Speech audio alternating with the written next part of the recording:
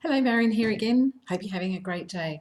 Today, I just want to talk to you about the spiritual laws. Okay, so we have laws in our human world where we've got to obey traffic lights, give way signs, can't just walk into other people's houses. We all have to abide by law. The spiritual world has laws as well, and if you abide by them, then your life is just going to be magical, and miracles will be yours to enjoy. So one of the first, there are seven. One of the first laws is the law of pure potentiality. So that means that the potential of the world is yours. Okay, the potential is endless. Okay, so you are not limited um, to a certain experiences in this life. They're all there for you. The law of giving is the second law of the spiritual world. Giving, just give. We are meant to give to others from our hearts, from with love. Okay, giving with no expected return. That's what the law of giving is about. Okay, so that then leads to the law of karma, which so the karma is the law of cause and effect. Karma is about good and bad. A lot of people think that karma is just about bad, but it's also the good as well. So if you can imagine a scoreboard where you every time you do something good for somebody, you get a point on your good scoreboard. If you do something bad for someone, you get a point on there as well. All right, that it always needs to be balanced. Okay, if you get more bad on the negative side, it does have to come back to you. That's just the law of cause and effect. Um, you know, Everything that we do, you turn on a tap, you have to turn it off again. You turn on a light, you have to turn it off again. That's how the law of cause and effect. So think about that. Be mindful of that. Karma is coming back to you a lot quicker these days. If you do something bad to someone, or you have done in the past, ask for their forgiveness. If the person's not around for you to ask them in person, talk to them in spirit. Talk to the universe or your guides on your behalf, and be sincere. Don't just say the words. Your emotions and your feelings actually have to mirror your words. All right, because spirit doesn't listen to your words, spirit listens to your heart. All right, they do know the difference. And if you're putting, think, oh, I'm going to put lots of good scores, I'm going to put lots of points on my good scoreboard. Well, then don't, just be mindful it doesn't work that way. Oh, I'm going to go and clean next door's, windows for the little old lady next door. And yeah, but don't do things to expect things in return. Make sure your motivation is clean and your conscience is clean as well as to why you've helped.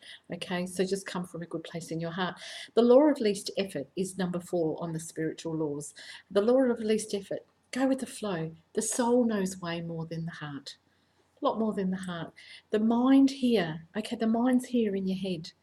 So we think it and we use it automatically. We just trust that mind. But do you know where your soul is within you? No, nobody really does. However, I wish I did, because what I would do is I would reverse places. Because every time I use this up here, I end up worried, I overthink, I overanalyze, I overreact, I ruminate, and it goes round and round and round. I stress, I lose sleep. Lots of bad stuff going on in here. However, when I come into my soul, my life actually makes sense, because then I can see my lessons. Souls are simple, we just want to love and be loved. It's our heads that complicate our lives. Right? So the law of least effort, don't fight your soul, don't fight the universe. Your soul knows way more than the mind. Let's pretend our soul lives up here now, because then we're going to be a lot happier, because we tend to trust that. All right? So put your mind elsewhere. Don't always come from a place of soul. It's a place of knowing.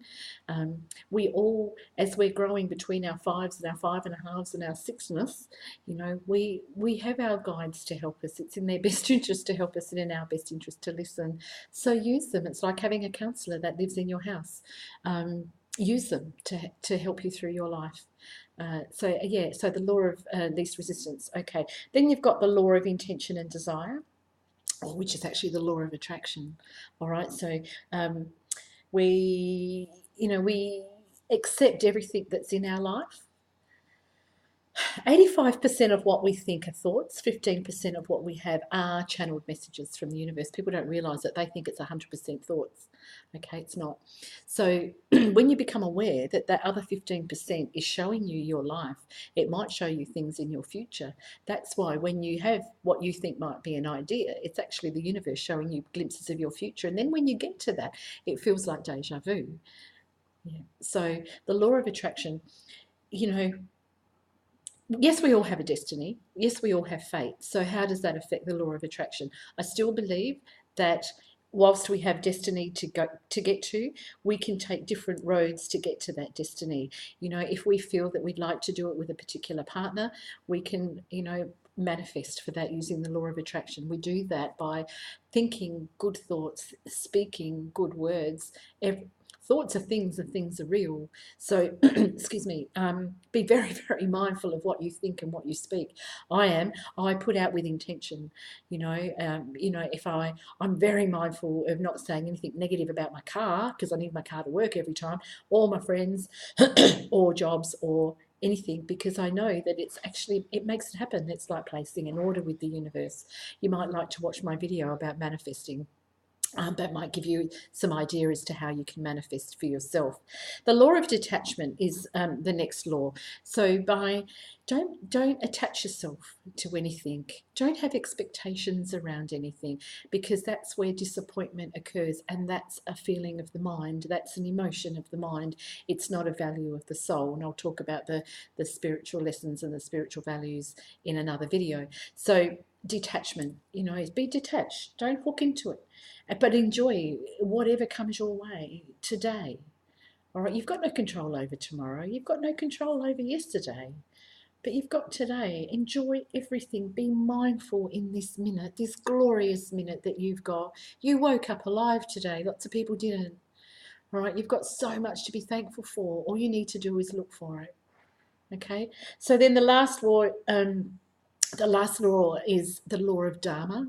So Dharma means your purpose in life. We all have a purpose in life. We have jobs to do as humans so that money comes out of the ATM so that we can live our lives. But we also, as souls, have jobs to do. That's our soul purpose. All right. More and more people are becoming healers and readers and massage therapists and working on a soul level as a soul clinician, like I said earlier. All right, so I hope some of those things help you become a more spiritual person. Being spiritual is easy. It's a way of life. It's not a religion. It's a way of life. Or just start by being kind to somebody today. Start with you.